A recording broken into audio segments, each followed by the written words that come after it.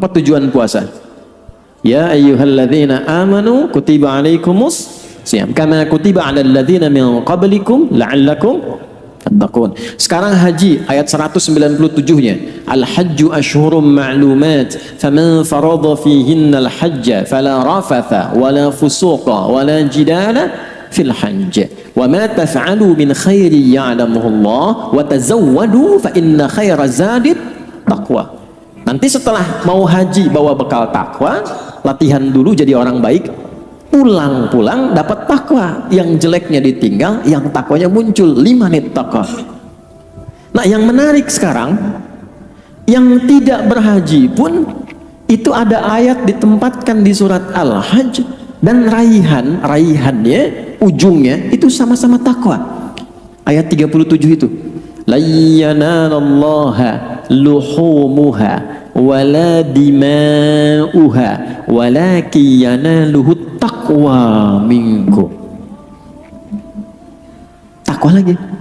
Yang sampai kepada Allah itu bukan dagingnya hewan, bukan darahnya, tapi puncak ketakwaan Anda dalam menjalani perjalanan 1 hari pertama sampai hari ke-10 Dzulhijjah itu. Dan itu waktunya sama. Di sana hari ke-10 lontar jumrah, di sini hari ke-10 sembelih hewan. Ayatnya sama-sama takwa, hadisnya sama. Setelah lontar jumrah menghadap kiblat, membaca inni wajjahtu wajhiya lilladzi fataras samawati wal arda hanifan musliman wa ma ana minal musyrikin. Inna salati wa nusuki wa mahyaya wa mamati lillahi rabbil alamin la syarika lahu wa bidzalika umirtu wa ana minal muslimin atau wa ana awwalul muslimin. Yang lontar jumrah selesai itu Aqabah tanggal 10, dia menghadap kiblat baca doa itu. Yang nyembelih di sini sama hewannya, hadis riwayat Jabir bin Abdullah dari An-Nasai, menghadapkan ke kiblat lalu dibacakan bismillahi Allahu akbar. Begitu selesai disembelih dibaca doa yang sama, inni wajjahtu. Coba lihat. Tanggal 9 di sana wukuf, ya kan? Wukufnya di mana? Di Arafah kan? Baik, awas jangan salah tuh. Wukufnya di Arafah. Yang tidak haji di sini tanggal 9 puasa kan? Tapi puasanya bukan puasa biasa, nama Arafahnya pun disebut. Coba lihat tuh di hadis Muslim ya, nomor hadis 1162 itu. Perhatikan kalimatnya, siyamu yaumi arafata anni ahtasibu 'ala Allah an yukaffira sanati allati qablahu wa sanati allati ba'dahu. Siyam yaumi arafah, puasa yang ditunaikan pada momentum saat orang-orang melakukan wukuf di Arafah. Di sana kegiatannya wukuf, di sini kegiatannya puasa. Jelas gak? Jelas ya? Nah, apa pekerjaan orang wukuf, apa pekerjaan orang puasa? Karena kata puasanya, kemarin saya ungkap di Tanah Kusir, itu menggunakan kata siyam, bukan saum. Asyam, bukan asyab ya. Siyam ya. Saum itu artinya menahan secara umum, baik yang puasa dari subuh sampai maghrib atau nahan apa saja ya. Di Quran ada di satu saja disebutkan di surah ke-19 ayat 26, satu sekali disebutkan kata saum. Fakuli washrabi wa qarri aina fa imma tarayinna minal bashari ahada faquli inni nadhartu lirrahmani sauma. Maryam silahkan makan, silahkan minum, tapi kamu saum. Oh, kalau saum masih umum, kalau masih bisa makan, masih bisa minum. Tapi saumnya saum apa di sini? Falan ukallimal yauma insiya, nggak bicara. Jadi kalau mau nahan, pulang dari sini nggak mau bicara, saum tuh. Ya, pulang dari sini nahan berkedip, saum tuh.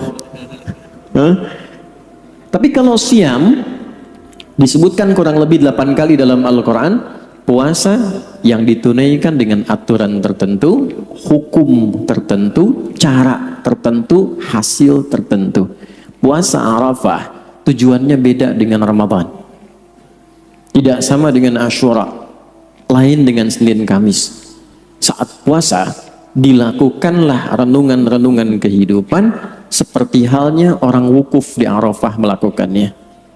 Walaupun terdapat perbedaan keutamaan amalan. Tetap yang haji lebih utama karena tempatnya juga istimewa, pahalanya tinggi. Di Masjidil Haram sekali sholat 100.000, di sini 1 kan ya. Tapi inti dari amalan itu diperkenankan oleh Allah untuk kita pelajari sehingga punya potensi mabrur didapatkan walaupun belum ada kesempatan untuk menunaikan ibadah haji. Tapi jangan disimpulkan bahwa sudah haji, tidak ya, esensinya. Nah sekarang ini yang akan kita bahas, bagaimana cara kita merenungkan di hari ke-9 nanti menjalani puasa Arafah sehingga mendapatkan keutamaan terbaik seperti orang wukuf yang ada di sana. Nah, ini yang jarang dibahas. Oke? Nah, tadi mukaddimah ya, sekarang baru kita masuk. Saya izin berdiri ya, jarang-jarang di sini berdiri. Dulu sering bawa kitab. Jadi tadi disebutkan keberhasilan orang yang haji, termasuk orang yang kurban, orang yang puasa sampai selesai tanggal 13. Ciri keberhasilannya mendapatkan apa? Takwa ya. Ingat ya, takwa itu adanya di mana dalam tubuh kita? Adanya di mana? Tuh, jangan lama-lama, waktunya terbatas. Wallahu a'lam gitu ya. Adanya dalam jiwa, dalam nafas. Dari mana taunya? Quran. Ini tempatnya takwa di dalam diri kita ya. Quran surah ke-91 Asy-Syams ayat 7 sampai 10. Ayat 7 sampai 8-nya ini posisi takwa. Wa nafsi wa ma sawwaha fa'alhamaha fujuraha wa taqwaha. Dan demi nafas yang telah disempurnakan penciptaannya. Nafas itu sempurna ketika roh masuk ke dalam tubuh usia 4 bulan. Begitu roh masuk ke dalam fisik ke tubuh kita, maka berubah nama roh itu menjadi nafas. Dari sini dimunculkan kata bernafas karena mulai muncul tanda kehidupan. Saya ulangi ya, roh ditiupkan usia 4 bulan kandungan, masuk ke dalam tubuh kita. Maka ketika menyatu roh dengan fisik, berubah nama roh menjadi nafas. Di situ mulai menyatu, di situ mulai beramal. Jadi nanti kalau seorang meninggal, yang dicabut itu apanya? Roh, tapi ketika rohnya itu pulang, berubah nama, cabutannya menjadi nafas. Datang dia dengan roh, pulang dengan nafas. Kullu nafsi dha'iqatul maut, bukan kullu ruhin. Coba lihat. Ya ayyatuhan nafsul mutmainnah, bukan rohul mutmainnah. Kenapa beda? Karena ketika masuk belum ada amal, masih kosong. Ketika menyatu dengan fisik sudah ada amal, dia pulang membawa amalan.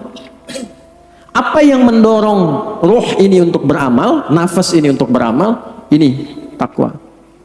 Adanya dalam nafas. Pelan-pelan ya, ini kajian agak dalam nih. Untuk mensupport supaya takwanya bekerja, dibuat lawannya, namanya fujur. Ada fajar, ada infajar, ada fujur, beda. Fajar, pancaran kebaikan yang membelah sesuatu gelap menjadi terang atau memunculkan yang baik dari yang tidak baik. Kenapa cahaya pertama yang membelah kegelapan menjadi terang itu disebut fajar? Karena dengan munculnya cahaya fajar itu, yang gelap menjadi sirna, yang terang mulai muncul. Karena itu sholat pertama disebut dengan sholat fajar, karena diawali dengan cahaya fajar yang membelah kegelapan malam. Quran surah 17 di ayat 78. Aqimis sholata liduluki syamsi ila ghasaqil laili wa qur'anal fajr. Inna Qur'anal fajri kana masyhuda. Infajar. Kalau Anda mendapatkan pancaran berupa materi benda, misal gali air nih, ngebor, keluar airnya, itu infajar namanya. Ya. Contoh Al-Baqarah ayat ke-60.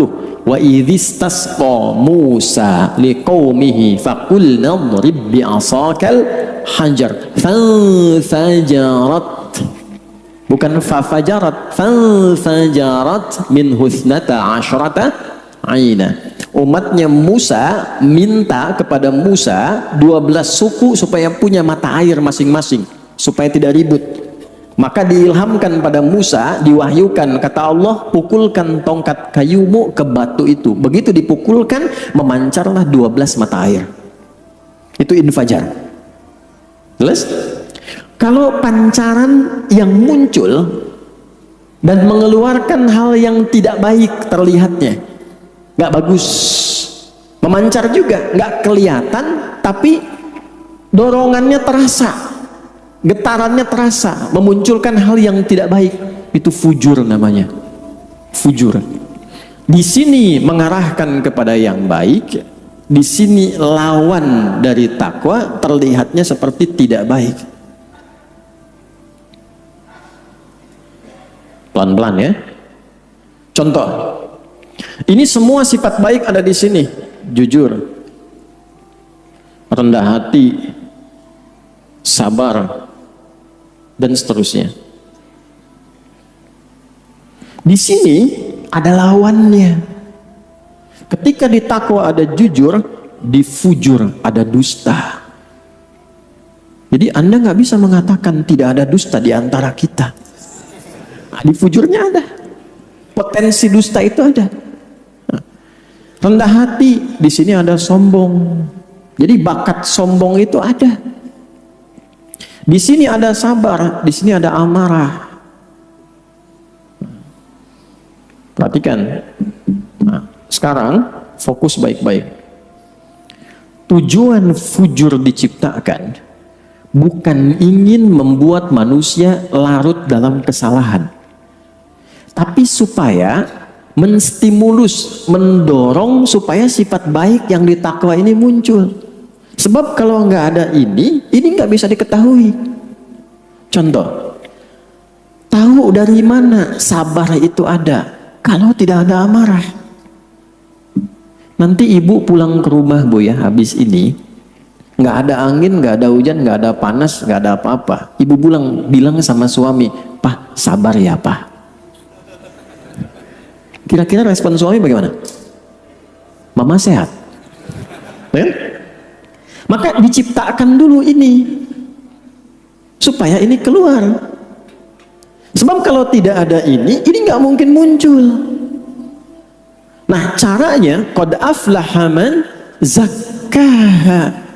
Hidup orang itu akan menjadi ideal, cenderung bahagia, di rumah tangga bahagia, kan? Di rumah orang juga bahagia, di rumah Allah bahagia, di kantor bahagia, dan sukses. Kapan itu terjadi? Zakah, ketika mampu menyucikannya. Nah, sekarang saya tanya, nyuci itu buang bajunya atau buang kotorannya? Gak mungkin ada nyuci buang bajunya, kan? Buang. Sekarang pertanyaannya, mungkin nggak ada baju bersih dicuci? Tidak, kan? Berarti kotoran itu diciptakan supaya muncul bersihnya. Karena nggak mungkin ada bersih kalau nggak ada kotor. Kebayang ya? Nah, maka yang dimaksud di sini, ya, ini diciptakan bukan ingin membuat manusia jadi jelek, bukan, tapi supaya belajar dari sini, mencari lawannya ke sini. Jadi ketika Anda menemukan amarah, cepat pahami, oh, Allah menginginkan lewat ini sabar saya muncul. Misal, ini ke rumah, suami tiba-tiba marah. Nah, cara mengondisikan supaya cenderung tenang dan nyaman itu cari lawannya. Kalau amarah dititipkan pada suami, oh, berarti yang diinginkan dari saya oleh Allah sabar. Alhamdulillah. Sabar. Nah, kalau dilawan cenderung tidak kondusif. Emang kenapa? Emang kenapa? Gak nyambung ya. Pelan-pelan nih. Jadi singkatnya bagaimana? Cari lawannya. Setiap menemukan yang tidak ideal, cari lawannya. Ada kasus penipuan, ketidakjujuran, ditampilkan itu supaya kita bisa belajar dari situ, kita menjadi pribadi yang jujur. Ada orang bersikap X tidak baik, cepat cari lawannya. Kenapa harus kita yang lihat? Kenapa kita yang dengar? Pulang ke rumah dibalik, istri cemberut. Apa lawan cemberut? Senyum, kan? Jadi begitu menemukan istri cemberut, idealnya berdasar ayat ini suami senyum. Mama, kayaknya kenal, kan? Nah, terus kasih iPhone 16 tuh, selesai tuh. Nah, tapi kan dalam prakteknya tidak semudah mengatakannya, ya kan? Ya, makanya Ustadz juga sama aja. Nah, sama aja. Makanya jarang Ustadz bahas ini ada istrinya tuh jarang. Nah, pertanyaannya kenapa? Kenapa? Karena ada satu makhluk yang sudah meminta kepada Allah supaya minta bagian dari dua yang ada di jiwa ini, dia goda, dia eksploitasi. Keterangan itu ditemukan di Quran surah keempat An-Nisa di ayat 118. Quran surat 4 ayat 118. Kalau mau disempurnakan sampai jenis godaannya sampai ayat 119. La'anahullah, setan dilaknat oleh Allah. Qala la attakhidanna min ibadika nasiban mafruḍa. Dan dia berkata, ya Allah, aku diberi kesempatan sampai kiamat menggoda anak cucu Adam, maka aku akan mengambil satu bagian dari jiwanya supaya aku goda, dieksploitasi. Nah, bagian itulah yang ini, yang fujur. Awas, hati-hati. Wala udhillannahum, aku akan sesatkan lewat sini. Tersesat, yang harusnya mensupport ke takwa, dia bikin jalan sendiri, bikin jalan sendiri, digoda secara halus. Harusnya begini, harusnya ini, kesini jalurnya. Setiap menemukan dusta, jujur muncul. Setiap menemukan sombong, rendah hati muncul. Jalurnya harusnya kesini, tapi dia bikin jalur sendiri. Dia bisikin tuh, halus, tembus. Dan dahsyatnya, dibisikinnya dari pintu terluar. Nafas punya pintu kedua namanya kolbu. Sesuatu yang bergolak. Kenapa bergolak? Karena di sini tidak selalu sama. Makanya bangun tidur itu pikiran kita sudah bercabang ke pengajian atau lanjut tidur, kan? Kan? Bangun malam tahajud atau tidur lagi, kan? Nah, karena ini dua ini, makanya kolbu. Pintu terluar dari kolbu itu sodrun namanya, sodrun. Ini jamaknya nufus, ini jamaknya kulub, ini jamaknya sudur. Kalau dipindah ke sini jadi begini, nafas, inti jiwa, takwa plus fujur. Nafas ada di kolbu, kolbu ada di sodrun. Jadi maaf ya, ini agak dalam ya. Ini dari dalam jiwa kita nih, nafas nanti keluar memandu seluruh tubuh kita lewat kolbu, lewat sodrun, masuk ke mata. Mata dibimbing takwa, maka mata melihat yang baik-baik. Telinga dibimbing takwa, maka telinga mendengar yang baik-baik. Lisan dibimbing takwa, maka lisan berkata yang baik-baik. Jelas gak? Nah, yang bahaya ini setan masuk dari sini, sodrun. Jamaknya sudur, karena yang digoda bukan cuma 1-2 orang, semua dijamakkan sudur. Buka surat ke 114, surah paling favorit bagi umat Islam di muka bumi saat ini. An-Nas alladzi yuwaswisu fi sudur. Nah, dia goda dari sini. Masuk ke kolbu, tembus ke fujur. Jadi dia bikin jalur sendiri. Yang harusnya fujur ini ke sini, ke takwa, dia bikin jalur sendiri sehingga bocor sini. Keluar sendiri. Dari nafas, karena ini supportnya tidak ke takwa, tapi keluar sendiri, akhirnya yang muncul sifat-sifat buruk. Itulah yang memandu tubuh berbuat yang tidak baik. Keluarlah perbuatan buruk, akibat ini fujurnya bocor dari nafas. Perbuatan buruk yang dihasilkan dari fujur namanya su. Apa namanya? Su. Karena keluar dari nafas ketemu su, asu, disatukan nafas dengan su, nafsu.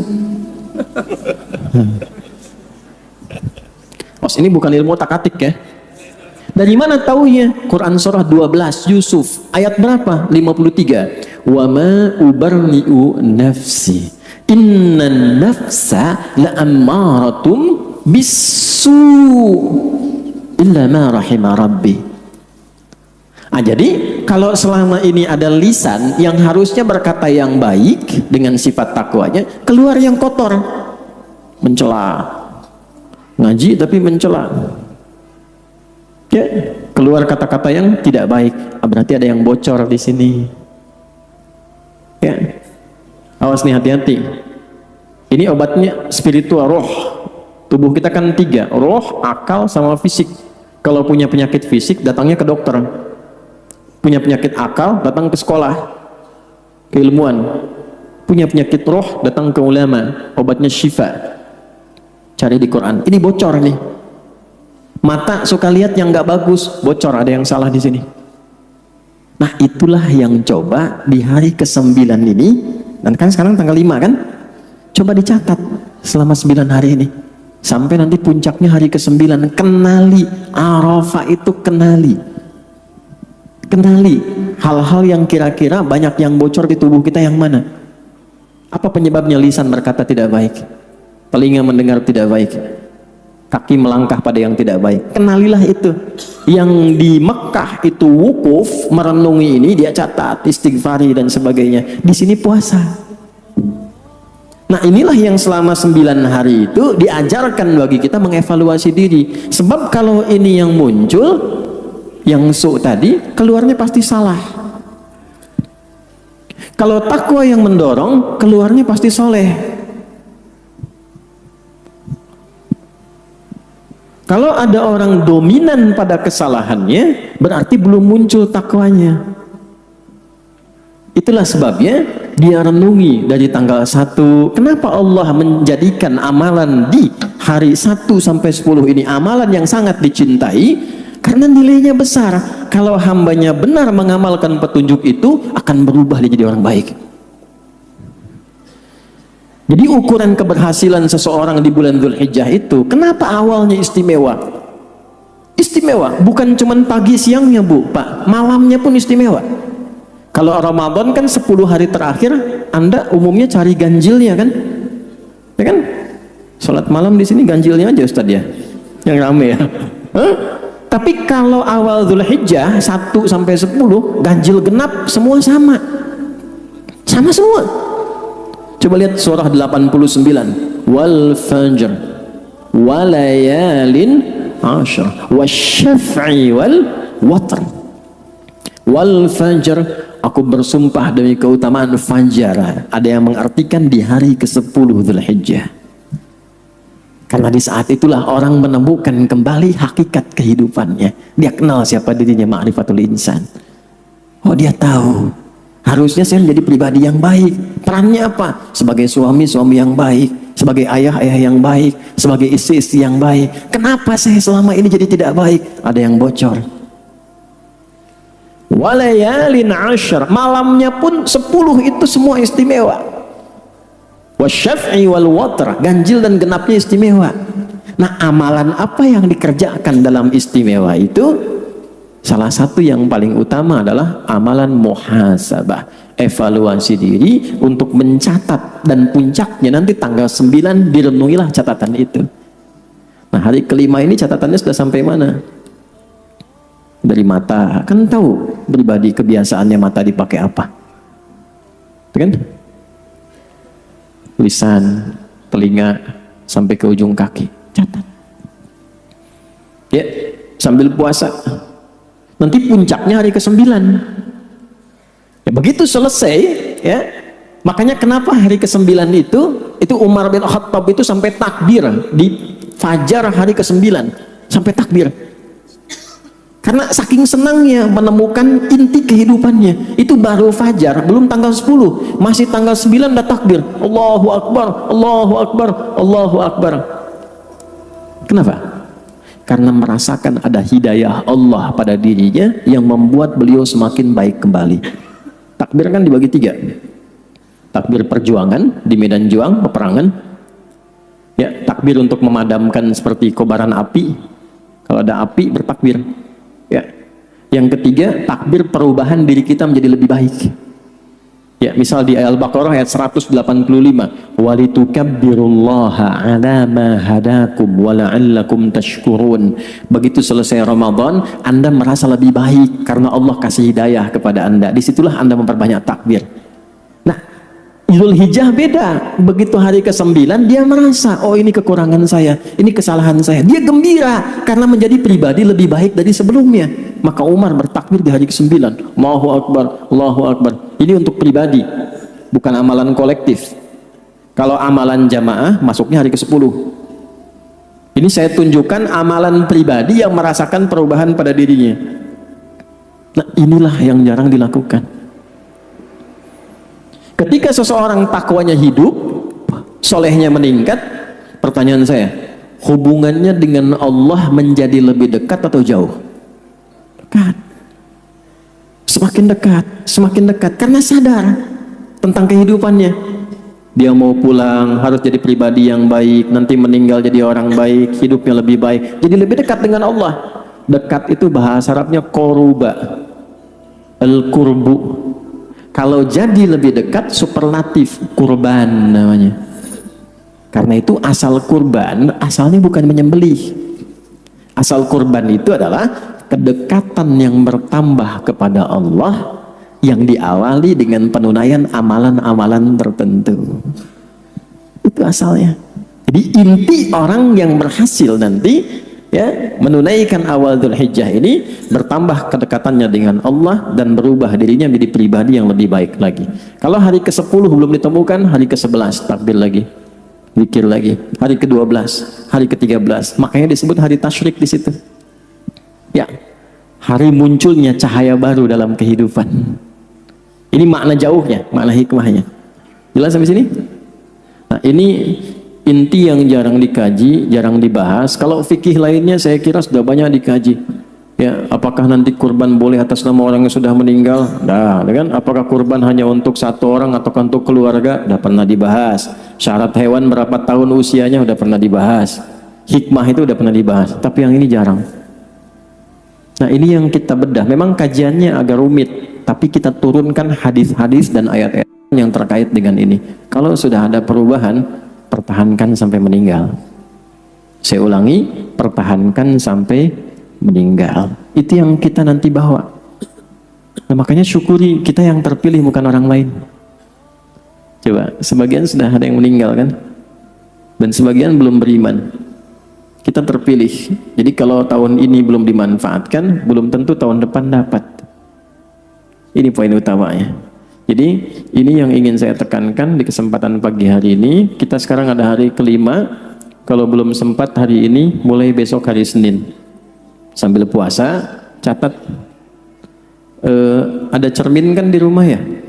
Kalau nggak ada pakai handphone kan, lihat tuh tubuhnya tuh. Ah, mulutnya ini 1, Adi, 2, 3. Ya, tanya pasangan, terus koreksi pelan-pelan. Hari ke-9 maksimalkan. Kalau tidak percaya, nanti lihat perubahan yang terjadi pada hari ke-10. Dengan cara kita begini, lihat hari ke-10. Demi Allah saya katakan, kalau benar cara kita mengerjakan di tahun ini, di hari ini, akan terjadi perubahan pada hidup kita 5 hari ke depan.